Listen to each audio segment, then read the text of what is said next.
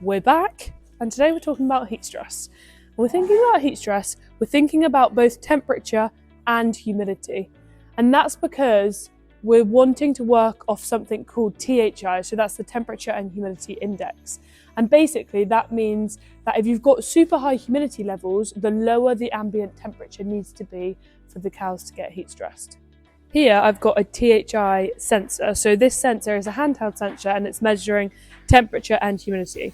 Now, measuring temperature and humidity in the building is a really easy way to monitor how this building is performing during the summer. However, what you want is something permanent in the shed.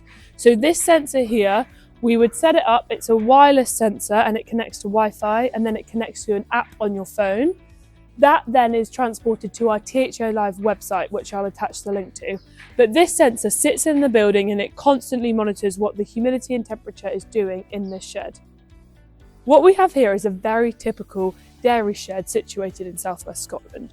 So we obviously have harsh weather conditions here in the winter, so it's really important that we can close the shed up and protect strong winds and strong gale forces coming through. However, in the summer months you get a build-up of temperature and humidity levels due to the lack of air exchanges happening in this shed.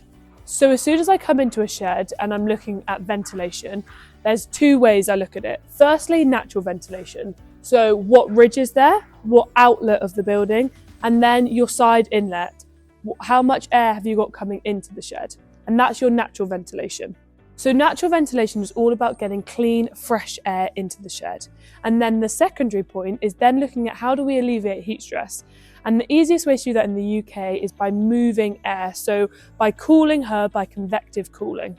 Thinking about moving air, we've got to think about it being clean, fresh air that we're moving, but also that we're moving air along each cubicle and over every cow's back, not just in a section of the shed.